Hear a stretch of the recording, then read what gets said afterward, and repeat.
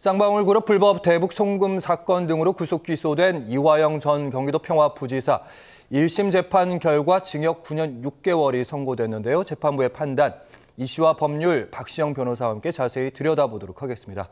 어서 오십시오. 네. 일단 등장인물도 여러 명 등장하고 거물급 정치인도 등장하고 개인 비리도 있고 그리고 좀 사회적인 의미도 있더라고요. 1심 판결의 주요 내용을 설명해 주신다면요. 네, 법원은 이화영 전 경기도부지사가 쌍방울 측과 공모해서 북한에 불법적으로 돈을 송금한 행위를 유죄로 판단하고 징역 9년 6월을 선고하였습니다. 구체적으로 보면 재판부는 이화영 전 부지사가 쌍방울 측으로 하여금 북한에 스마트팜 사업비 500만 달러, 그리고 이재명 당시 경기도지사의 방북 비용으로 300만 달러, 총 800만 달러를 송금한 사실을 유죄로 인정을 하였고요. 이 중에 394만 달러가 이제 외국환 거래법 위반으로 판단을 하였습니다. 그리고 앵커께서 말씀하신 바와 같이 네. 이화영 전 부지사가 쌍방울의 대북 사업을 지원해주는 대가로 개인적으로 뇌물을 수수한 혐의, 그리고 쌍방울 측으로부터 불법 정치 자금을 수수한 혐의. 그러니까 흔히 말하는 법인카드를 썼다. 그렇습니다. 쌍방울에. 그렇습니다. 이런 말씀이신 그렇습니다. 거죠? 그리고 네. 관련 증거를 인멸한 혐의 등을 모두 유죄로 선고하고 중형을 선고하였습니다. 네, 알겠습니다. 이번 판결의 세간의 가장 큰 관심은 아무래도 개인 비리보다는 대북 송금 그 혐의에 대한 그 판단인 것 같은데 사건의 개요를 좀 설명해 주시죠. 좀 오래된 사건이더라고요. 네, 2018년입니다. 이화영 경기도 부지사는 이제 당시 평화부지사의 지위에 있었습니다. 이화영 전 부지사는 이른바 대북 관련 사업을 발표를 했고요. 그리고 쌍방울 측이 이제 북측 인사에 접촉에 나서게 되었습니다. 그리고 2019년 이화영 전 지사와 쌍방울 측이 공모해서 이제 말씀드린 바와 같이 이제 북한의 스마트팜 사업비와 이재명 지사의 이제 방북 비용을 이제 대납하게 된 것인데요. 당시 이 스마트팜 사업비의 경우에는 경기도가 이제 북한에 지급해야 되는 돈이었는데 예. 당시 이제 유엔의 대북 제재로 인해서 이제 지급이 어려웠고요. 또한 이재명 지사 같은 경우에는 2018년에 있었던 남북 정상회담 당시에 이제 특별수행원회에서 빠졌기 때문에 이제 별도로 방북을 추진했고 그 방북 추진을 위한 비용을 대신 이제 쌍방울이 지급했다고 법원이 판단을 한 것입니다. 네, 방금 스마트팜 얘기하셨는데 그 스마트팜이라는 거는 이제 쌍방울이 지어주기로 한 그런 스마트팜인가요? 아니면 저 경기도 측에서 지어주기로 한 스마트팜인가요? 이른바 북한과 이제 경기도 간의 일종의 사업이었습니다. 다만 이제 그런 해당 사업을 쌍방울이 주도적으로 이제 추진을 해왔던 것이고요. 실제로 이제 쌍방울로 하여금 해당 비용을 대납하도록 했다라는 것이 이제 법원의 판단입니다. 네, 알겠습니다. 그러니까 재판부에선 이렇게 얘기하고 있네요. 불법 대북 송금 혐의, 이화영 공범관계 충분히 인정한다. 그리고 김성태는 이재명에게 보고한 사실을 이화영으로부터 확인했다고 진술했다. 그러니까 전원인 거죠. 그렇습니다. 네, 김성태 전원.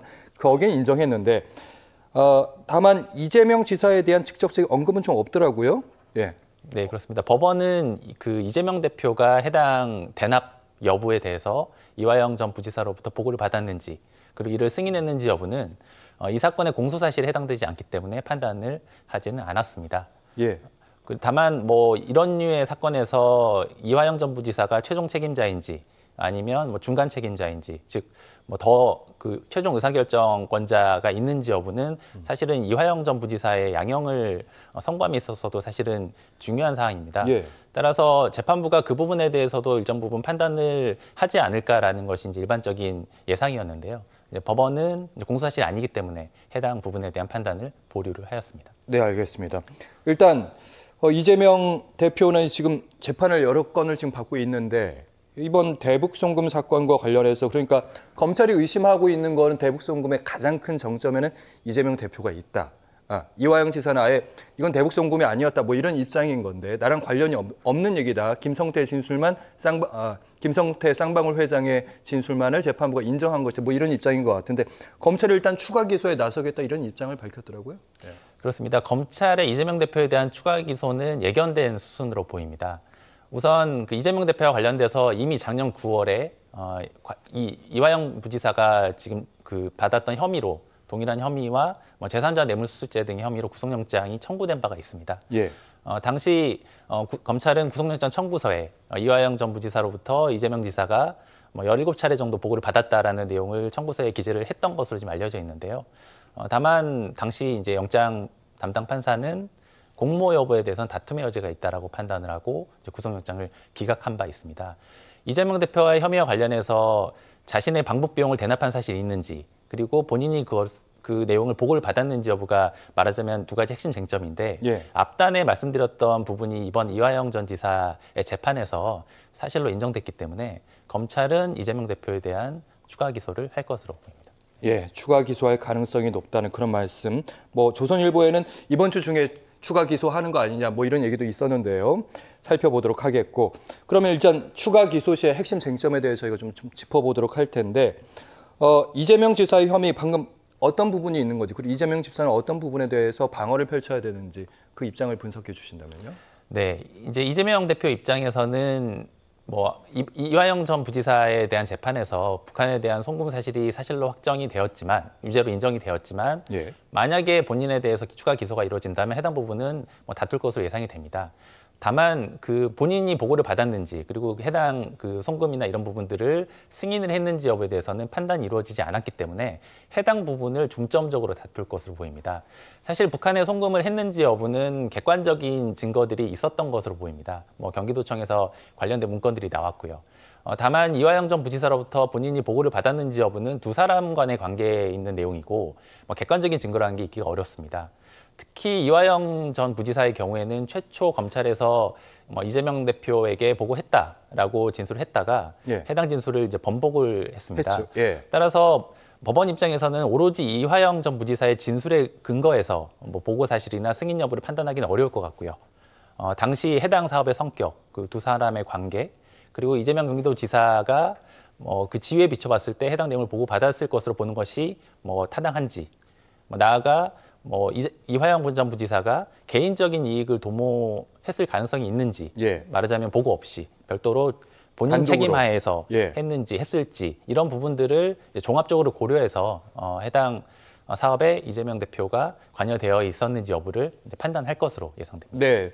지금까지는 이제 정황만 있는 것 같고, 뭐 문건 같은 건 아니면 검찰의 입장에서는 이제 이재명 대표에게까지 가려면 스모킹건이 좀 필요한 상황이고, 이재명 대표는 그게 아니다 이런 얘기를 해야 될 것 같고, 그러면 일단 혹시 이재명 대표가 혹시 만약에 추가 기소돼서 재판에 간다면 1심 사건에 일단 대북 송금 자체는 인정을 한 거잖아요. 여기에 대한 판단도 혹시 기술적으로 달라질 수 있습니까? 기술적으로 달라질 수 있습니다. 그 해당 사건은 이화영 그 부지사에 대한 재판이기 때문에 예. 이재명 대표 입장에서는 본인의 재판에서 해당 부분을 다툴 것으로 예상이 되고요. 당연히 다툴 수 있습니다. 그리고 실제로 이화영 전 부지사의 경우에도 네. 이제 1심 판결에 대해서 항소 의사를 밝혔고, 그 항소심에서 또 이 부분에 대해서 사실 인정 부분을 또 다툴 것으로 예상됩니다. 따라서 그 이번 법원의 판단은 1심 판단에 불과하기 때문에 이재명 대표 입장에서는 이 부분도 다툴 것으로 예상이 되고요. 다만 말씀드린 것처럼 아무래도 이번 판단으로 인해서 검찰이 조금 유리한 지위에 서는 것은 좀 불가피해 보입니다. 따라서 본인이 이 사업에 관여하지 않았다라는 점을 주장하고 입증하는 데 주력할 것으로 보입니다. 네. 그리고 민주당에서는 이화영 특검법안, 그러니까 이화영 전 부지사 측 입장에서 회유와 검찰의 회유와 압박이 있었다 뭐 이런 부분에 대해서 의심을 갖고 일단 전반적으로 다시 특검으로 보자 이런 입장인 것 같더라고요. 예. 그렇습니다. 특검안이 발의가 되었고, 그 특검안의 주요 내용은 이제 이화영 전 부지사 수사 과정에서 이제 회유 의혹이 있었다라는 점이 이제 주된 내용으로 이제 반영이 되어 있는 것으로 보입니다. 다만 그 이화영 부지사 측 변호인은 이번 사건 1심 재판 과정에서도 그런 검찰 수사 과정의 문제점을 여러 차례 지적을 했던 것으로 보이고, 실제로 그러한 지적에도 불구하고 재판부가 해당 부분을 유죄로 판단했기 때문에 네. 뭐 특검안은 특검안대로 국회 일정에 따라서 진행이 되겠지만, 해당 특검안이 실제로 통과가 되고 뭐 효력을 발휘하는 데는 이번 판결이 좀 부정적인 영향을 미칠 것으로 보입니다. 네, 국정원의 보고서, 그러니까 주가 조작이었다 뭐 이런 얘기들, 그런 말씀하시는 것 같습니다.